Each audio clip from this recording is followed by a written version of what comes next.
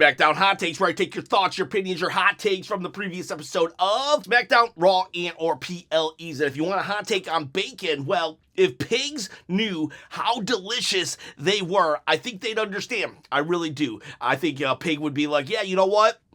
Go for it. Slaughter me.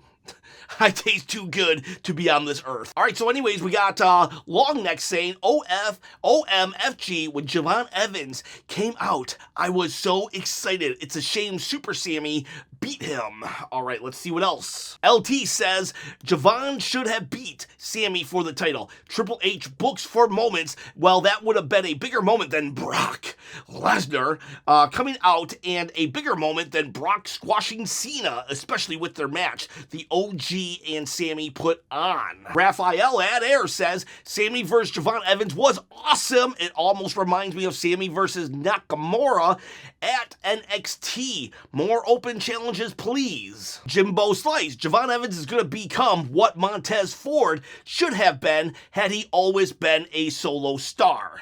I haven't given up hope on Montez Ford just yet. Don't forget how long it took Kofi. And then we got Tiz Mickey, who says Javon Evans is a star. I admit I didn't want Sammy to be U.S. champion, but he's been really good.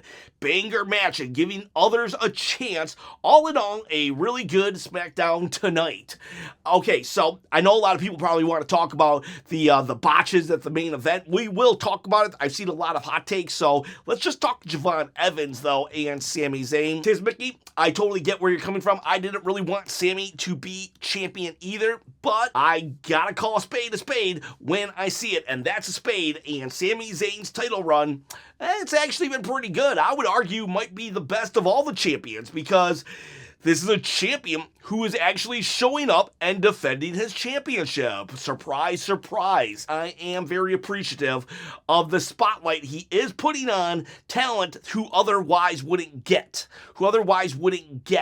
a showcase on the main roster. That said, I'm going to agree with some people and say that, boy howdy, I wish Javon Evans would have won last night. I agree with the person who said, you know how Triple H loves to book those moments? This would have been a moment, but this would have been the right kind of moment. When you flip John Cena and don't have a long-term plan, that's not the right kind of moment. When you bring in Brock Lesnar just so he can not show up for like 2 PLEs, that's not the right kind of moment. This would have been, there was a build-up to Javon Evans beating Sami Zayn.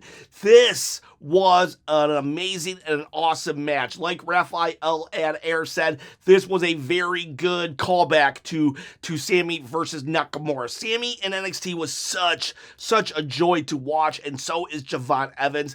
I would have loved had Javon come out tonight and won. I'm telling you, on my live stream, I was literally, they sucked me in. They did it. They did something that is very hard to do nowadays, being that we're just so bombarded with wrestling content. I've been watching for 36 years, 37 years at this point, that it's very hard for me to get completely sucked into a match where I'm screaming, I want this person to win. I want this person to lose. And not because I like or hate any characters, just because I'm in the moment. And that match last night, it totally did it. If you did not see this match, whether you know the winner or the loser, I highly recommend going back and watching this. Javon Evans and Sami Zayn both put on a banger of a match, a classic. Oh my God. Javon Evans he got so high. Bouncy is the correct nickname. That's for sure. He got so high. The crowd just loves him. He has a connection with the crowd that it's hard to explain. It's a perfect babyface. And there was 2 occasions where I believed even though I knew he wasn't going to win, but I believed he would for 2 times. And boy, I was so mad when he lost. And maybe not mad, but disappointed, because I usually reserve being mad when it doesn't make makes sense. It makes sense for Sami to win. I'm not going to sit here and be like, Super Sami, okay? And I have in the past, you know, Sami Zayn beating Solo Sikoa. Don't like that. Don't like that. I'm never going to like how he mopped the floor with an entire faction. Not going to forgive that. However, I will say that now that we're in this situation where Sami is putting the title on the line over and over and over again, I understand why Sami would win tonight. I do understand it. So no plot holes, and yet, I really do think they could have pulled the trigger on Javon Evans. It would have been a moment, but a moment that made sense, a moment that could have lived on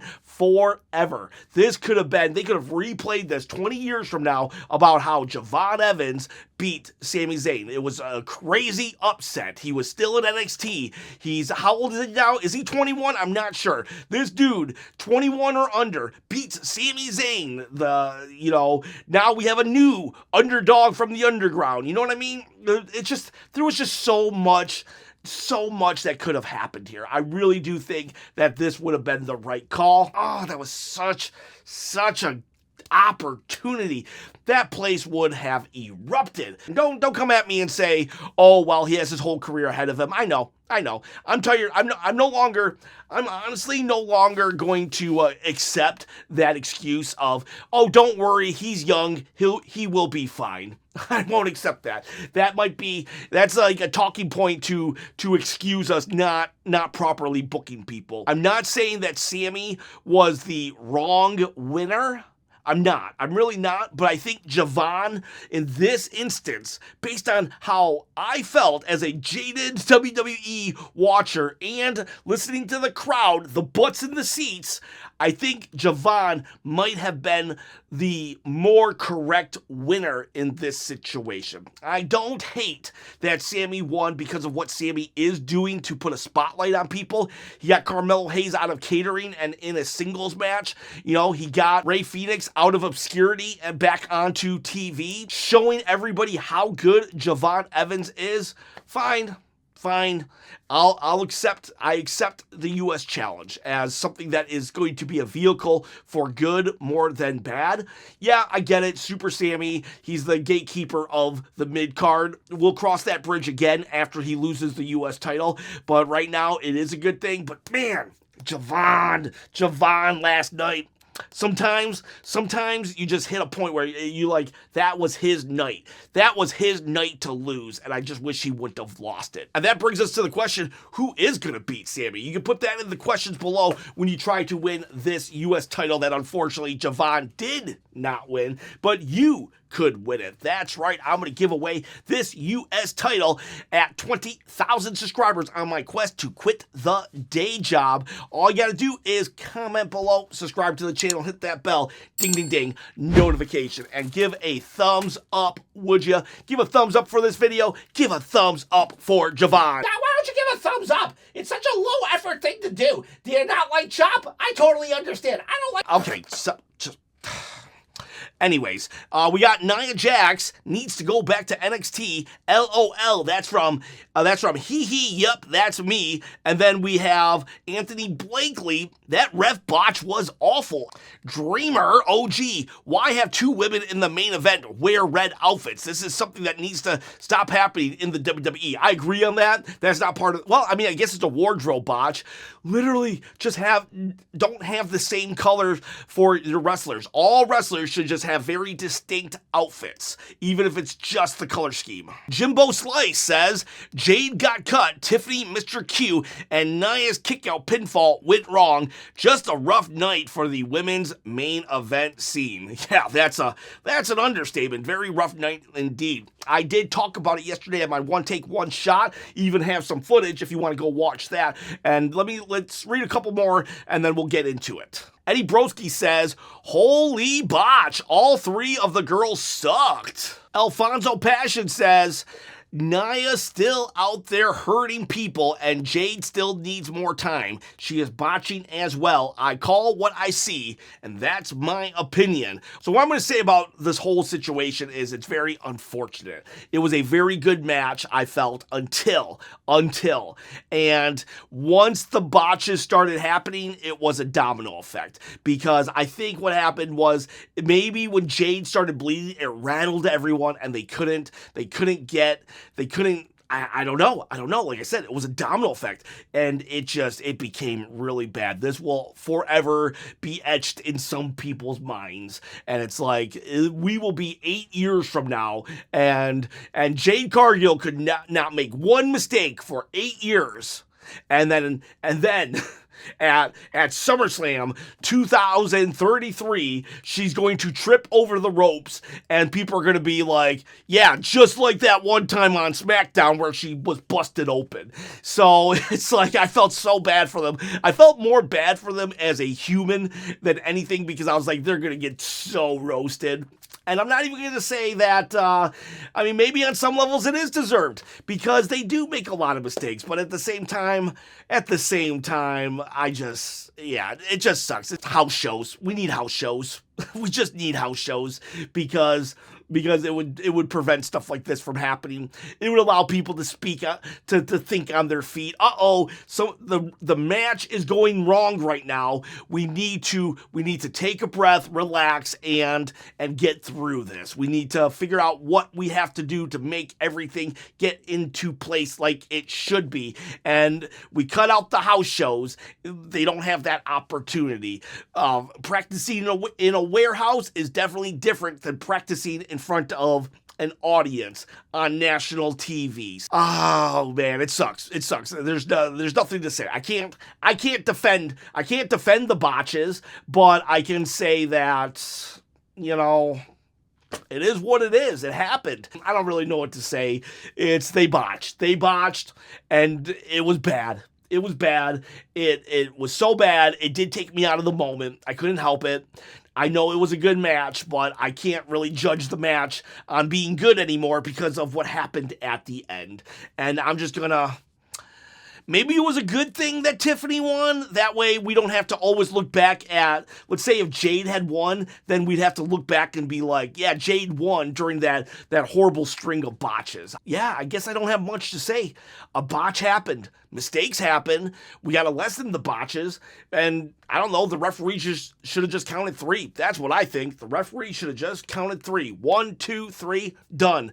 I liked it better when the ref was forced to count 3, and it was just the wrestler's responsibility to kick out. It sucks. It definitely sucks what happened last night, and I do feel bad for everybody involved, because I think sometimes people forget the human element of it and just wants to jump down everybody's throat. We had Donatello Leonardo saying, here's a hot take. I'm okay with Tiffany still being champion, and I think she should continue to be champion until WWE can actually build up a successor that has a good story and is someone that the fans are invested in. Otherwise, changing the title belt won't fix the bigger problem, which is lack of emotional investment into the characters. If the fans turn on Tiffany, good. Just have her lean into the arrogance and it will work. I do agree there. Giving the belt to Jade wouldn't really solve anything unless they did change Jade Cargill's character. So I want Jade to be champion, but I want them to change her character at the same time. Kind of like you just said, lean into that heel aspect. That's what I was hoping they would do with Jade. Or Chelsea Green, she's ready. She has the character. She could do it. Gracie says, so happy Jacob Fatu is back. So am I. I am very happy to see him. I don't know why he had to leave for a while. Was it just so we could forget that he was chasing the U.S. title and they didn't want Sami to fight him? I don't know. That was one reason why I didn't want Sami to be champion. I'm like, well, what about Jacob Fatu? Okay, I guess we're supposed to forget that. So let's forget it, but yes, it is good to see him. It's nice to see a face a face with some edge. LA Knight being a face that is like feuding with another face, I actually like that on Raw happening right now. So it's nice to see Jacob Fatu, who I guess is a face, not just, I respect you, I respect you. I can't wait for him to actually go up against someone else like Cody Rhodes. Dylan says Randy Orton going to be coming for the title soon. Yeah, when Randy Orton came out and helped Cody, he definitely looked at that belt just a little longer than he might should have when he was giving it back to Cody. So Yo Reacts says Sammy's next challenger should be Sheamus because the open challenge has to be a banger after banger. Well, I don't know if I'd want Sammy. I don't know if I'd want Sheamus to lose to Sammy. I'm going to be honest with you. Goat Buggy says, I think that Triple H is really overusing the Vision now to the point where I honestly don't care about the group anymore besides Braun Breaker, but he's my favorite wrestler in WWE because he's just crazy. That's valid. They're overused, but the problem is they don't do much at the same time. It's like, okay, what did they really do tonight? So the Vision, they came out, they beat up Cody for a minute, then they got chased away by Randy, and that was their entire involvement tonight. They didn't even have a tag match. Like, why were they there? What were they doing? It's like, yeah, this was not a good use of the Vision. Bailey Rhodes says, not about SmackDown specifically, but I wish they were booking Bailey better. The split personality doesn't work out most of the time, and they keep dropping her stories in the middle of them with no explanations. They also have been leaving her out of PLEs or the title realm recently.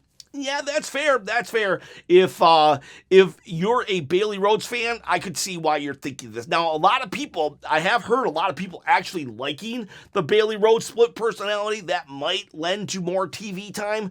But, yeah, I do really think that 2024 to very recently, Bailey has been getting the short end of the stick. I do agree with that assessment. And if she was my favorite, I'd feel some kind of way too. Roman Reigns acknowledged me, says, fantastic SmackDown, and Miz reminded me there isn't many DDTs lately. I didn't really notice that. The DDT is not really a thing going on anymore. Oh, it seemed like everybody was doing DDTs. Now everyone seems to be doing like variations of Pop Rocks or the Canadian Destroyers. Or so maybe the Canadian Destroyer is kind of like the new DDT. Eddie Broski says, great Cody and Drew promo. I did like the Drew promo. I did like it. He blamed everything on Cody. So it seems like we still got that feud on the horizon, kicking it down the road for probably after Crown Jewel. Because he was like, I don't blame the referee for not pinning Cody because, you know, Cody has so much stroke. So that was cool. I did like that. However, I'm not a fan of, again, just Drew getting taken out of the title picture. He just should stay there. He should just stay there. And then Cody Rhodes, while yeah, Cody at first was a little too much. I don't know. It was good to see Cody take off his coat and just say, let's fight. Let's just fight. I'm done talking. I need to see a little more of that from Cody. DTROUR split up Sol Ruka and Delta, aka Zarya. Delta is ready to dethrone Tiffany Stratton, but Sol Ruka is definitely destined for Mania Legacy on Friday Night SmackDown. I don't mind if they're together. Like, if I just don't mind that they're together. But yeah, some new blood though on SmackDown would be nice. But we gotta give them storylines. We can't just throw new people on just for the sake of new people. Edward O'Banner says Ivy Nile and Maxine Dupree should be part of the Secret Service. Maxine Dupree, I'm not so sure on, but Ivy Nile, 100%. I wish American Made was like, they actually did something with them, but I'd be A-okay with Ivy Nile and Chelsea Green together. Come At Meow says, I'm not sure at all. I wonder if Nia got concussed in the last sequence. And then he talks about how she kicked out once, but then not again. I think it all just came down to a breakdown of communication and probably nerves. You know, none of them, I don't know if any of them ever experienced that kind of blood happening, that kind of injury happening on such an important event. I mean, there was only like 5 minutes left when everyone everything fell apart. So might have just been a breakdown of communication. Raphael Adair says, my boy Fatu is back and wants all of McIntyre smoke, and I'm here for it. I am weary of these two fighting because it feels like I don't want Jacob to lose a feud, but I don't want Drew to lose a feud either. But that said, there's a lot of potential here. There's a lot of meat on the bone of this potential feud. And then we got Daniel Kinser. Hot take, we got Javon. Now let's bring in Trick and Oba. Yeah, I can't wait. I cannot wait for the current class of NXT to finally make the jump. Zach says 2018 Bully Alexa is coming back. I hope so. I'm kind of okay, we had good guy Alexa, good guy Charlotte. That's cool. I wouldn't mind though a little bit of that bratty bully Alexa though, or maybe just some elements of it at least. Skywalker says Sammy's gotta go. I don't think he's gotta go. I do want a tweak of the character, but as I said earlier, the U.S. Open Challenge. It's been pretty good. It's been a good showcase. Sky, Wonder Wolf. Drew deserves better because the referee did screw him in the match, and Randy needs to turn heel already. Just start listening to the voices in your head telling you to take out Cody's title. I will say though, I am beginning to get frustrated with Randy Orton's booking. Like, why are they booking Randy to be Cody's sidekick? Or to be Jelly Roll's sidekick. I'm not understanding what we're doing with Randy Orton here. I don't like it. I don't like it at all. And Drew McIntyre, I haven't liked how they really booked Drew McIntyre since his CM Punk feud. I hate what they do. They get him primed. They get him primed for an awesome spot. Whether he's the bloodline hunter, whether he's going after Cody's title, whether he's this, whether he's that, just for it to all fall apart. And yeah, he's justified. He has a case, but yeah, at the end of the day, he doesn't win any title. Nami says, I hope Drew wins. He needs to because right now he's a main event jobber. That sucks, but you are right. He is a main event jobber. I hate that. Lynn Sith Ep says, Cody Rhodes looked bored of being champ too. So, obviously, you're bored of him being champ. You know what? I'm going to end it with that. I'll let you boys, you girls, respond. Comment below. Do you think that Cody Rhodes, he's also looking bored with his championship reign as well? Comment below. Get a chance to win a belt yourself, and you have yourselves a great day.